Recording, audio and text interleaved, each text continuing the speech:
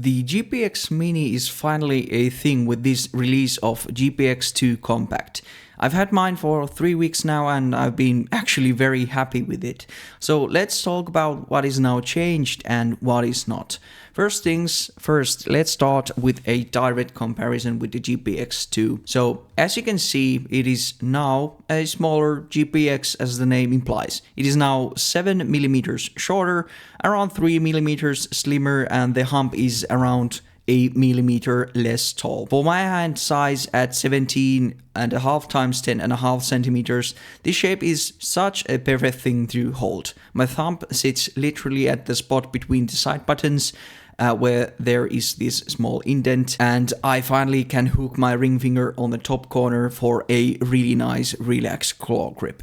The sensor is also right at the spot my thumb ends, and it is just so natural to grip with my hand size.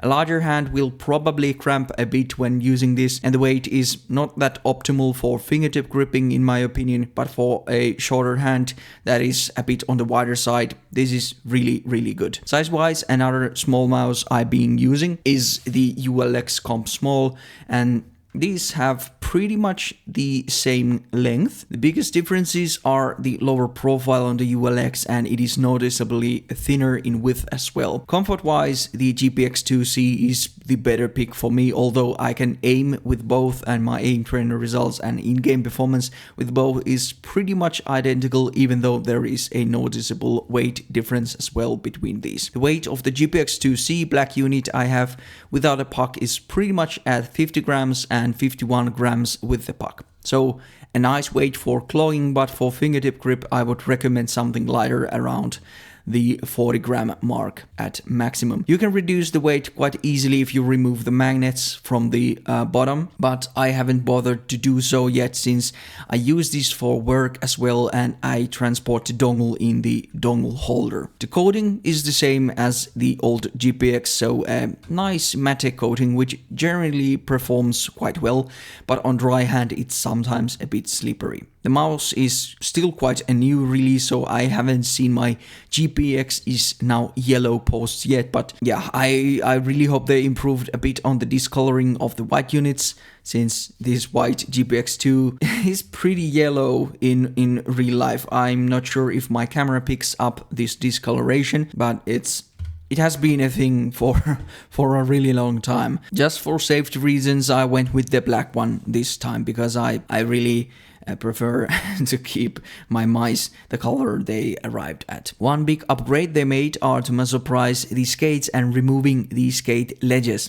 On the previous GPX releases, the skates were quite sharp at the edges, had a really matte look straight from the box, and as you can see, there are some ledges where the skates go, which practically makes the lifespan of your skates even less, because when they wear down they will eventually hit the spot the ledges are, and it will start rubbing on the mousepad quite unpleasantly.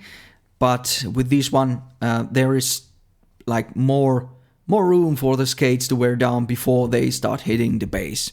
The mousepad starts hitting your base. So yeah, on this GPX 2 base, the ledges are now gone. The skates were pretty shiny straight away and the edges are nicely rounded. These are still not the fastest of skates, but now they are really usable, and on my hand they feel nicely fast as well. On some control pads like the Type 99, they are a bit slow to my liking. But yeah, I have some aftermarket skates coming my way if I wanna swap to those at some point. Other improvements they made were to the side buttons. The improvements are not that drastic in feel, but definitely noticeable. The side buttons seem to be slightly larger in size, have a more grippy texture on them, and they are noticeably less mushy.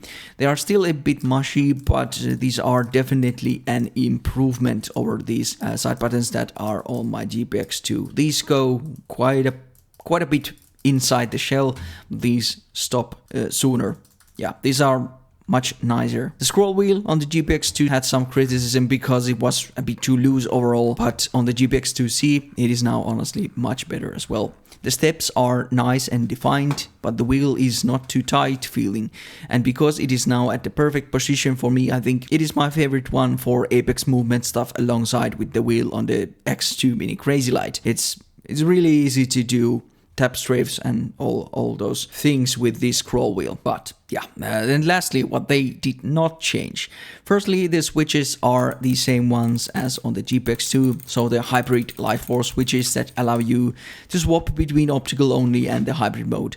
I think they could just go with optical only implementation, since the hybrid mode doesn't offer any meaningful benefits, since the battery life is very good with the optical mode as well. Personally, I also like the tactility of these switches, and they do loosen a bit after some use, but they could lessen the actuation force a bit to suit the tastes of a larger population. Then I don't know why, but they still had to put the damn PowerPlay stuff here. Some stuff belongs to the past, and the Logitech PowerPlay is definitely one of them. It's just very pointless, increases the weight a bit, and I don't think that many people that get this mouse are interested in using that stuff. Like my spidey sense tells me, the only people that use that stuff are the same ones that insist on having adjustable weights, more buttons, and the free scroll on an esports grade mouse. If you use it, please tell me in the comments and let's have a heated argument. Then lastly, the wireless performance is the same, since the main tech is the same. So like very good performance alongside with a very nice battery life altogether. You also get the same rubber cable, the small dongle with the extender, and some kind of mediocre grip tape that you won't most likely need, since the coating is quite good. All this for a kinda big price tag of around 170 euros, which sadly is the price these bigger companies release their new mice for. If the old trends are true with this one as well, the price will start to drop to around 125 euros after Christmas occasionally, and if you can wait that long, that is the time I could recommend this without a doubt. Currently, yeah, it's a really good mouse. It will last you for a very long time, I imagine, and for me, it's just like a very comfortable shape to use. It is just a bit pricey of a mouse release. So that is about it. A really nice release from Logitech that was much needed for the lineup.